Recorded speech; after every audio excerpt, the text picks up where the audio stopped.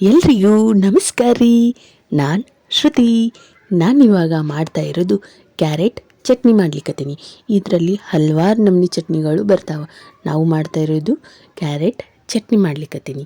ಇದನ್ನು ಚೆಂದಾಗಿ ತೊಳ್ಕೊಂಡು ಅದರಲ್ಲಿ ಮೇಲಿರೋದನ್ನೆಲ್ಲನೂ ತೆಗಿಬೇಕಾಗುತ್ತೆ. ಯಾಕಂದರೆ ಮಣ್ಣಿರುತ್ತೆ ಅನ್ನೋ ಸಂಬಂಧ ತೆಗಿಬೇಕಾಗುತ್ತೆ.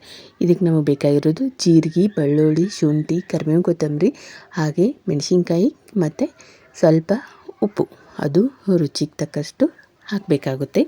ಇದನ್ನೆಲ್ಲನೂ ನಾವು ತೊಗೊಂಡು ಮಿಕ್ಸಿ ಮಾಡಬೇಕು. ಇದನ್ನು ಹುರಿಬಾರ್ದು ಏನಿಲ್ಲ. ಮೆಣಸಿನ್ಕಾಯಿ ಆಪ್ಷನಲ್, ಹುರಿದು ಹಾಕೋಬೋದು, ಇಲ್ಲಾಂದರೆ ಹಾಗೆ ಹಾಕೋಬೋದು.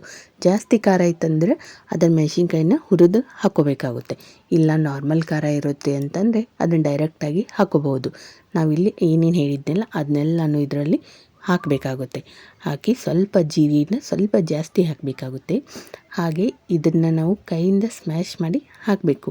ಆಮೇಲೆ ಬೆಳ್ಳುಳ್ಳಿ ಕೂಡ ಒಂಚೂರು ಹಾಕೋಬೇಕಾಗುತ್ತೆ. 1 ಅಥವಾ 2 ಹೆಸರು. ಜಾಸ್ತಿ ಬೇಕಂದರೆ ಜಾಸ್ತಿ ಹಾಕೋಬಹುದು, ಇಲ್ಲ ಕಡಿಮೆ ಬೇಕಾಗುತ್ತೆ ಅಂದರೆ ಕಡಿಮೆ ಹಾಕೋಬೋದು. ಉಪ್ಪು ರುಚಿಗೆ ತಕ್ಕಷ್ಟು ಕಡಿಮೆನೇ ಹಾಕಿ ಆಮೇಲೆ ಬೇಕಂದರೆ ಮತ್ತೆ ಸೇರಿಸ್ಕೋಬೋದು. ಇದನ್ನು ನಾವು ಗಿರ್ರ ಅಂತ ಗಿನ್ನಿಸಿ ತೊಗೊಂಡು ಎತ್ತಿಟ್ಕೋಬೇಕು. ನೋಡಿ ಹೇಗೆ ರೆಡಿ ಆಯ್ತಂತ. ಈ ಚಟ್ನಿನ ರೊಟ್ಟಿ, ಚಪಾತಿ, ಅನ್ನ ಇದ್ರ ಜೊತೆ, ಹಾಗೆ ದೋಸೆ ಇದ್ರ ಜೊತೆ ಎಲ್ಲ ತುಂಬಾ ಕಾಂಬಿನೇಷನ್ ಇರುತ್ತೆ. ಮಾಡಿ ನೋಡಿ ಹೆಂಗಾಗಿತ್ತು ಅಂತ ಕಮೆಂಟ್ ಮಾಡಿ ಹೇಳಿ. ಮಸ್ತ್ ರುಚಿಯಾಗಿತ್ತು, ಯಮ್ಮಿ ಆಗಿತ್ತು. ಚಿಕ್ಕ ಮಕ್ಕಳು ಕೂಡ ತಿನ್ಬೋದು ಅಂತಲೇ ಹೇಳ್ಬೋದು. Thank you.